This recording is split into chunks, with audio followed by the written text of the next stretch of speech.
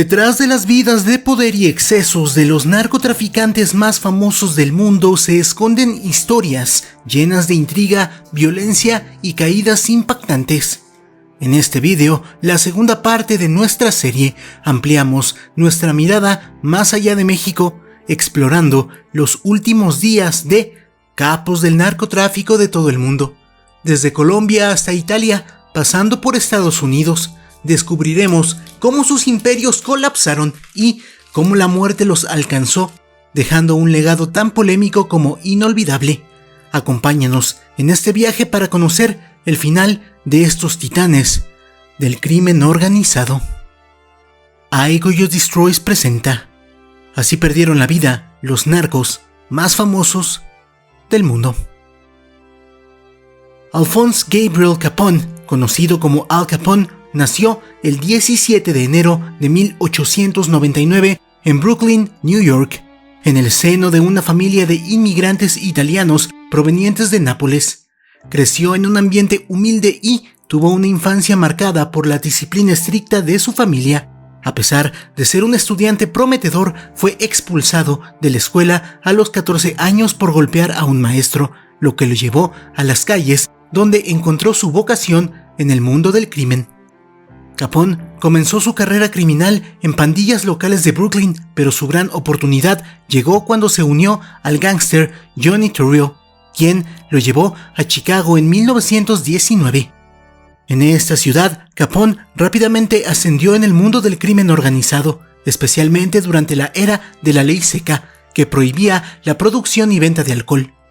Tras la retirada de Torrio en 1925, Capone asumió el liderazgo de una de las organizaciones criminales más poderosas de los Estados Unidos. Bajo su mando, el sindicato criminal controlaba el contrabando de alcohol, casas de apuestas, prostitución y otros negocios ilícitos. Su influencia política y social creció, y aunque Capone disfrutaba de una imagen pública de benefactor, detrás de la fachada estaba un hombre despiadado. El evento más infame asociado con él fue la masacre de San Valentín en 1929, donde miembros de su banda asesinaron brutalmente a rivales de una organización criminal enemiga.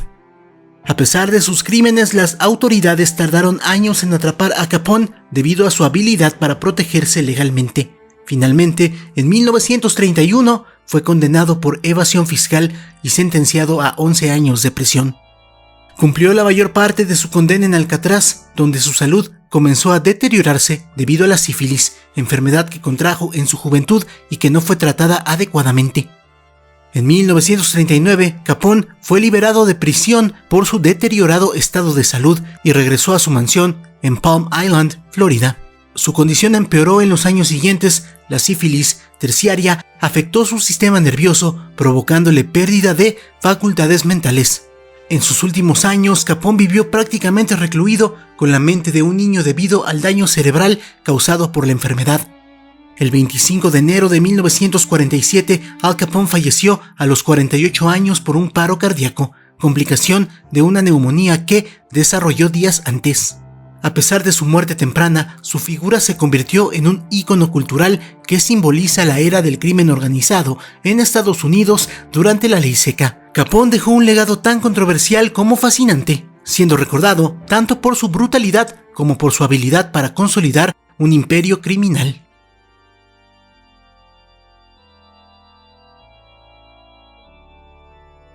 Gilberto Rodríguez Orejuela, conocido como el ajedrecista por su habilidad para planificar estratégicamente, nació el 30 de enero de 1939 en Mariquita, Tolima, Colombia.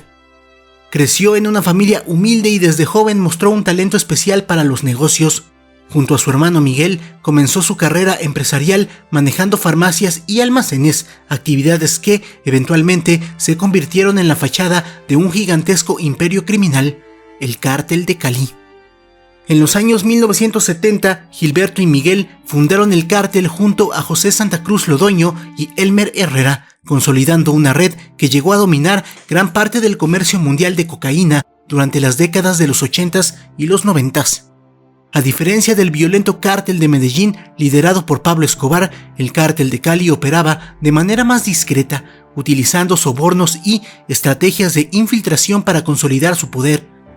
Bajo el liderazgo de Gilberto, el cártel estableció conexiones con gobiernos, fuerzas de seguridad y empresas en Colombia y en el extranjero, lo que le permitió expandir sus operaciones sin atraer demasiada atención inicial. El cártel de Cali llegó a controlar el 80% del mercado mundial de cocaína y amasó una fortuna multimillonaria. Sin embargo, su caída comenzó en 1995, cuando las autoridades colombianas intensificaron su persecución. Ese mismo año, Gilberto Rodríguez fue capturado en Cali mientras se escondía en un armario. Tras un breve periodo en libertad por beneficios legales, fue nuevamente arrestado en 1996 y extraditado a Estados Unidos en 2004. En Estados Unidos, Gilberto fue condenado a 30 años de prisión por cargos relacionados con el narcotráfico, blanqueo de dinero y crimen organizado. A pesar de su encarcelamiento, su influencia se mantuvo por un tiempo, ya que el cártel intentó reorganizarse, aunque sin éxito. Gilberto pasó sus últimos años recluido en una prisión de alta seguridad en Carolina del Norte, donde enfrentó problemas de salud, incluidos diabetes, hipertensión y cáncer de colon. El 31 de mayo de 2022, Gilberto Rodríguez Orejuela falleció a los 83 años de edad en un hospital cercano a la prisión, debido a complicaciones de sus enfermedades. Su muerte marcó el fin de una era en la historia del narcotráfico en Colombia y dejó un legado controvertido. Por un lado, fue una figura central en la expansión global de tráfico de drogas. Por otro, su arresto y extradición fueron vistos como hitos en la lucha contra el crimen organizado. A pesar de su vida dedicada al narco, Gilberto Rodríguez también simboliza el cambio en las estrategias de combate al crimen, dejando un mensaje sobre las capacidades de los estados para enfrentarse a estas redes. Su historia sigue siendo objeto de análisis y debate en Colombia y en el mundo.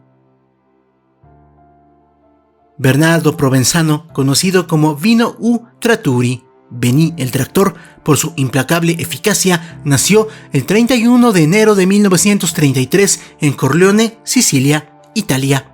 Hijo de campesinos humildes, Provenzano creció en un entorno marcado por la pobreza y la violencia que caracterizaba a su región natal, famosa por ser un bastión del crimen organizado. Abandonó la escuela a temprana edad para trabajar en el campo, pero pronto se unió al entorno mafioso de Corleone bajo la influencia de Michel Navarra y posteriormente Luciano Leguio, dos prominentes capos de la mafia siciliana. Provenzano ascendió rápidamente en la jerarquía criminal, ganándose una reputación por su frialdad y brutalidad.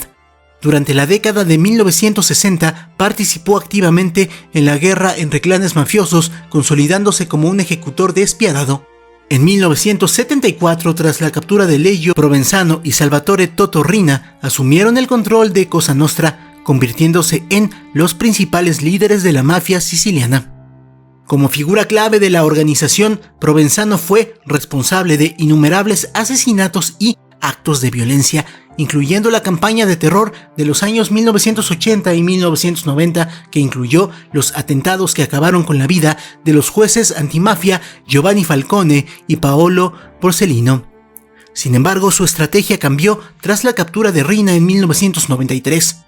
Provenzano se enfocó en mantener un perfil bajo, dejando atrás los métodos sangrientos y priorizando una gestión más discreta de los negocios mafiosos, especialmente el tráfico de drogas, la extorsión y el blanqueo de dinero. Provenzano logró evadir a las autoridades italianas durante más de 40 años, convirtiéndose en un símbolo de la capacidad de la mafia para burlar la justicia. Sin embargo, su reinado llegó a su fin el 11 de abril del 2006, cuando fue capturado en una granja cerca de Corleone tras años de seguimiento y análisis de los Pizzini, pequeños mensajes escritos que utilizaba para comunicarse con sus subordinados. Tras su arresto, fue sometido a numerosos juicios y condenado a múltiples cadenas perpetuas por homicidio, asociación mafiosa y otros delitos. Encerrado bajo el régimen de aislamiento extremo conocido como 41 bis, Provenzano pasó sus últimos años en prisión, donde su salud se deterioró rápidamente debido a un cáncer avanzado y trastornos neurológicos. A pesar de los intentos de su defensa para obtener clemencia por motivos humanitarios, las autoridades italianas mantuvieron la estricta vigilancia. El 13 de julio de 2016, Bernardo Provenzano falleció en el hospital de la prisión de Milán a los 83 años. Su muerte marcó el fin de una era en la historia de la mafia siciliana. Considerado uno de los líderes más emblemáticos y escurridizos de Cosa Nostra, Provenzano dejó un legado de crimen y destrucción, pero también una lección sobre la capacidad del Estado italiano para enfrentar a una de las organizaciones criminales más poderosas del mundo.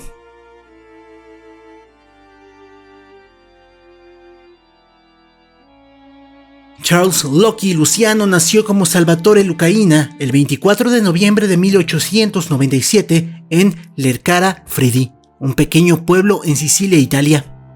Proveniente de una familia humilde, emigró a Estados Unidos en 1906 con sus padres y hermanos, estableciéndose en Nueva York. Luciano creció en el barrio del Lower East Side, un entorno donde la pobreza y la criminalidad marcaban la vida cotidiana. Desde joven se involucró en actividades delictivas, dejando la escuela a los 14 años para formar parte de pandillas locales. A lo largo de los años 1920, Luciano comenzó a forjar su camino en el crimen organizado, destacando por su inteligencia y capacidad estratégica. Se convirtió en uno de los principales actores del tráfico de alcohol durante la Ley Seca, trabajando junto a figuras como Arnold Rothstein, quien fue su mentor. Luciano ganó el apodo de Lucky, afortunado tras sobrevivir a un secuestro y golpiza brutal en 1929, un evento que dejó cicatrices en su rostro. En 1931, Luciano orquestó la eliminación de los jefes mafiosos Joe Maceira y Salvatore Maranzano, lo que marcó el fin de la llamada Guerra de los Castellamarenses. Esto permitió la creación de una estructura más organizada conocida como la Comisión, un órgano de gobierno del crimen que alineó a las principales familias mafiosas en un sistema de cooperación. Como líder de la familia genovese, Luciano consolidó su poder y revolucionó el crimen organizado en Estados Unidos, haciéndolo más eficiente y menos propenso a la violencia abierta. Sin embargo, su vida dio un giro en 1936 cuando fue condenado a 30 años de prisión por dirigir una red de prostitución.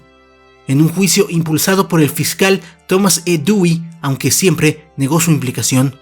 La evidencia circunstancial lo condenó.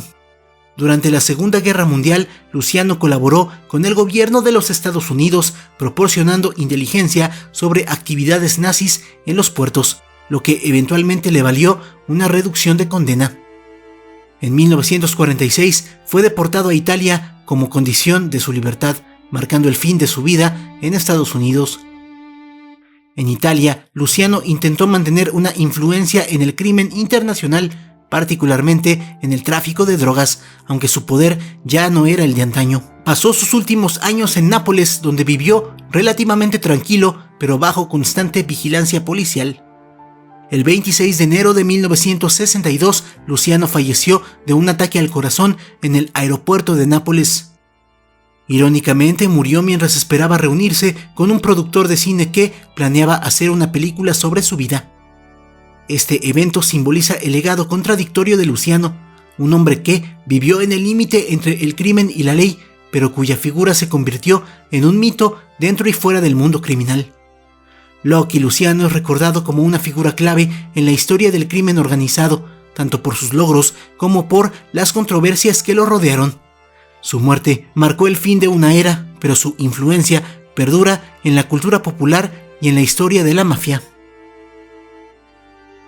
Frank Lucas fue un narcotraficante estadounidense conocido por su papel central en el tráfico de heroína durante las décadas de 1960 y 1970, especialmente en Harlem, New York.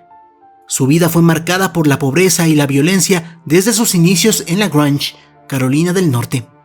En su adolescencia se trasladó a Nueva York, donde comenzó como chofer y hombre de confianza de Elwood Bumpy Johnson, un influente gángster de Harlem. Tras la muerte de Johnson, Lucas asumió parte de su territorio y revolucionó el negocio de las drogas en la ciudad. A diferencia de otros narcotraficantes de la época, Lucas eliminó a intermediarios al establecer contacto directo con productores de heroína en el sudeste asiático, específicamente en el Triángulo Dorado. Para transportar la droga a Estados Unidos utilizó métodos innovadores y arriesgados, como esconder la heroína en ataúdes de soldados caídos en la guerra de Vietnam.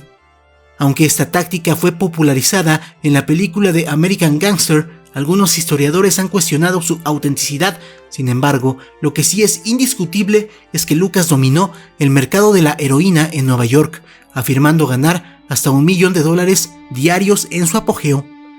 Lucas llevó una vida de lujos extravagantes, comprando propiedades, autos de alta gama, trajes hechos a medida. Sin embargo, su ostentación también llamó la atención de las autoridades, lo que eventualmente condujo a su arresto en 1975, durante una redada en su casa en Nueva Jersey.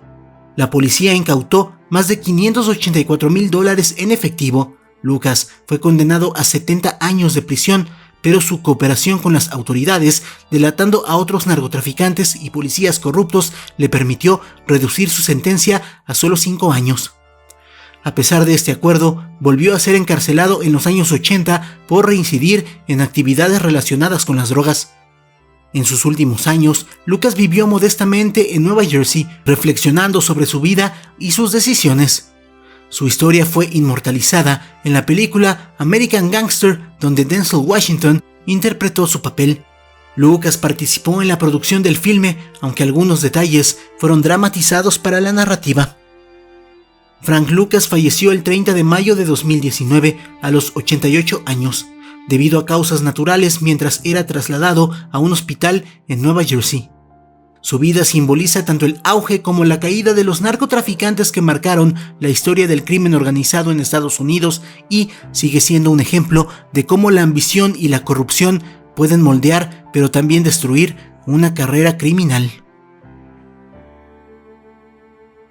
Griselda Blanco Restrepo, conocida como la madrina o la reina de la cocaína, fue una de las narcotraficantes más influyentes y temidas de Colombia. Nacida en Cartagena, su infancia estuvo marcada por la pobreza y la violencia. Desde joven, Blanco se involucró en actividades delictivas en Medellín, como robos y secuestros, y pronto escaló en el mundo criminal. En los años 70, junto a su segundo esposo, Alberto Bravo, estableció una red de tráfico de cocaína que conectaba a Colombia con Estados Unidos, siendo pionera en el transporte de drogas hacia Nueva York y Miami. Su brutalidad y astucia la posicionaron como una de las figuras más prominentes del cártel de Medellín, trabajando inicialmente bajo el liderazgo de Pablo Escobar. Blanco consolidó su poder en Miami durante la década de 1980, donde instauró una era de violencia sin precedentes conocida como la Guerra de la Cocaína. Fue la responsable de introducir el sicariato en motocicleta, una técnica para ejecutar a sus enemigos que se convirtió en su sello distintivo. Bajo su mando, se calcula que ordenó más de 200 asesinatos, incluyendo rivales, socios e incluso miembros de su familia. Esta crueldad le permitió controlar una parte significativa del tráfico de cocaína en los Estados Unidos, generando millones de dólares y asegurándose un lugar en la historia del narco. En 1985, Blanco fue arrestada en California y condenada a 19 años de prisión en Estados Unidos. Tras cumplir su sentencia, regresó a Colombia en 2004, donde vivió de manera más discreta, aunque siguió siendo un símbolo del narco y la violencia asociada a este. Sin embargo, su pasado la alcanzó el 3 de septiembre de 2012, cuando fue asesinada en Medellín a los 69 años. Un sicario en motocicleta, utilizando el mismo método que ella popularizó, le disparó 2 veces en la cabeza mientras salía de una carnicería. Su muerte cerró el ciclo de una vida marcada por la violencia, dejando un legado que sigue siendo estudiado y narrado en la cultura popular. Griselda Blanco dejó una marca indeleble en la historia del narco, no solo por su capacidad de liderazgo en un mundo dominado por hombres, sino también por la ola de terror y destrucción que desató en su búsqueda de poder absoluto.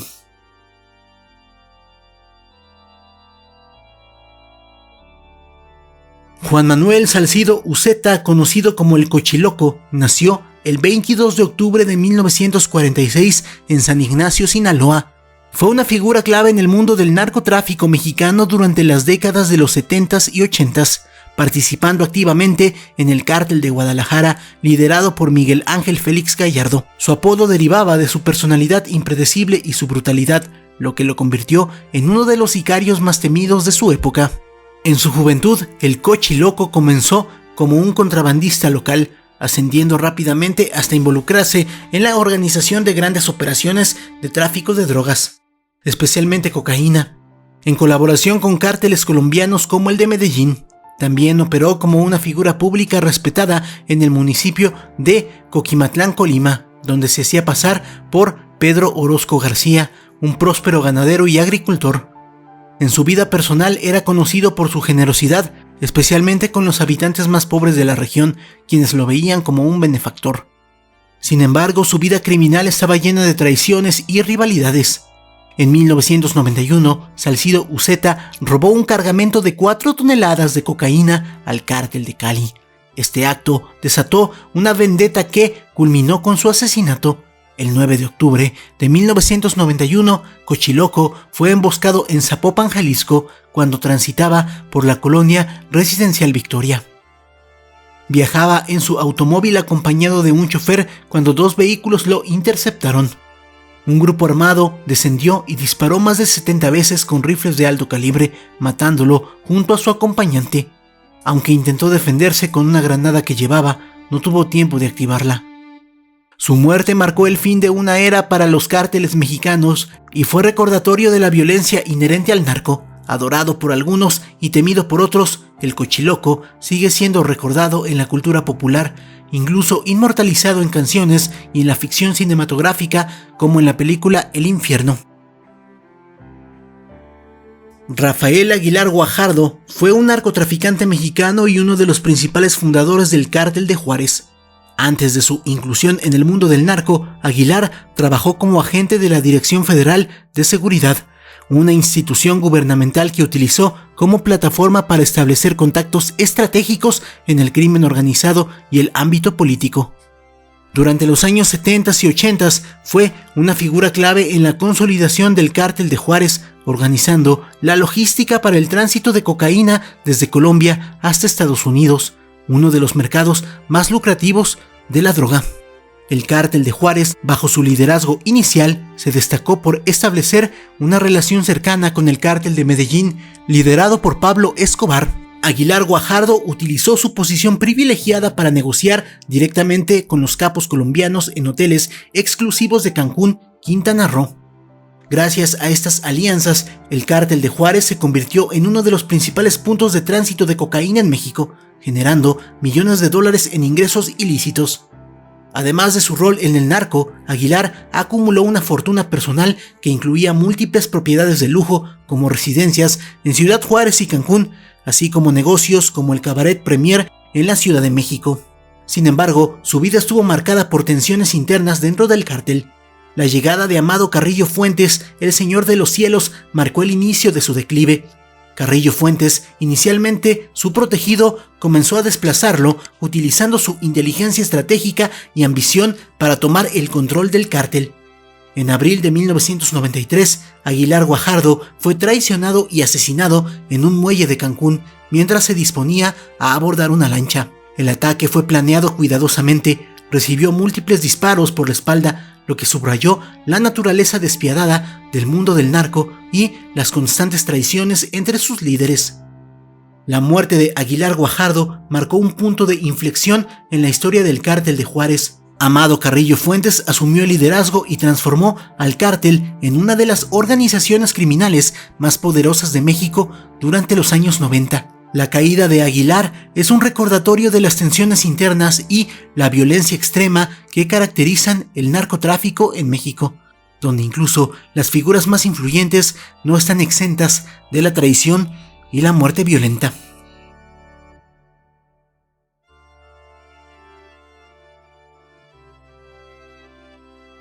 Pablo Emilio Escobar Gaviria fue un narcotraficante colombiano que construyó uno de los imperios criminales más grandes y violentos del siglo XX. Nació el 1 de diciembre de 1949 en Río Negro, Antioquia, y creció en Medellín en una familia humilde. Desde joven mostró inclinación por actividades ilícitas, comenzando con el contrabando de cigarrillos y vehículos robados. Durante los años 70 se introdujo al tráfico de cocaína, un negocio que le proporcionaría riqueza inimaginable y un poder inmenso. Escobar fundó el Cártel de Medellín, que llegó a controlar hasta el 80% del tráfico mundial de cocaína. En su apogeo, el cártel producía alrededor de 15 toneladas de cocaína al día, generando ingresos anuales estimados en $22.000 millones. Para lograr esto, utilizó una combinación de sobornos, violencia extrema y alianzas estratégicas. Su frase, plata o plomo, reflejaba su filosofía: ofrecer dinero a funcionarios y adversarios para que cooperaran o, de lo contrario, eliminarlos. Miles de personas, incluidos policías, políticos, jueces y civiles, murieron debido a su guerra contra el Estado colombiano y sus enemigos. A pesar de su brutalidad, Escobar se ganó el apoyo de los sectores más pobres de Medellín al financiar viviendas, escuelas, hospitales y proyectos comunitarios. Construyó complejos habitacionales para familias sin hogar y una cancha de fútbol que sigue siendo usada hoy en día. Este doble rostro de filántropo y criminal lo convirtió en una figura compleja, amado por algunos y odiado por otros. En 1991, Escobar negoció su entrega al gobierno colombiano a cambio de no ser extraditado a los Estados Unidos. Fue encarcelado en la Catedral, una prisión construida bajo sus condiciones que incluía lujos como un jacuzzi y una cancha de fútbol. Sin embargo, tras descubrirse que seguía dirigiendo el cartel desde la cárcel, las autoridades intentaron trasladarlo a una prisión regular. En respuesta, Escobar escapó en 1992, desatando una persecución masiva. El 2 de diciembre de 1993, tras meses de búsqueda liderada por Bloque de Búsqueda, una unidad especial del gobierno colombiano apoyada por Estados Unidos, Escobar fue localizado en un barrio de Medellín, luego de interceptar una llamada telefónica que hizo a su hijo. Las fuerzas de seguridad lo acorralaron en una casa, intentó escapar por los techos, pero fue abatido. Y aunque hay teorías de que se quitó la vida, la versión oficial indica que murió por disparos de la policía. Pablo Escobar dejó un legado de violencia que marcó profundamente a Colombia. Su ascenso y caída simbolizan el costo humano y social del narcotráfico, un fenómeno que sigue afectando al país. Su historia sigue siendo motivo de debate, representando tanto los extremos del crimen organizado como la complejidad de su impacto en la sociedad. ¿Conocías estos casos? Dímelo en la sección de comentarios. La palabra clave para saber que llegaste al final del vídeo va a ser nieve. Algunos saben por qué, casi me caigo. Si el video te gustó, dale like, compártelo, suscríbete, sígueme en mis redes sociales, las puedes ver en pantalla y las encuentras en la descripción. Apoya al canal para aparecer aquí al finalizar los vídeos. Por mi parte, eso sería todo. Yo soy IGoYouDestroys. Tengo a los mejores seguidores del mundo, son ustedes. Muchas gracias. Pum, pum.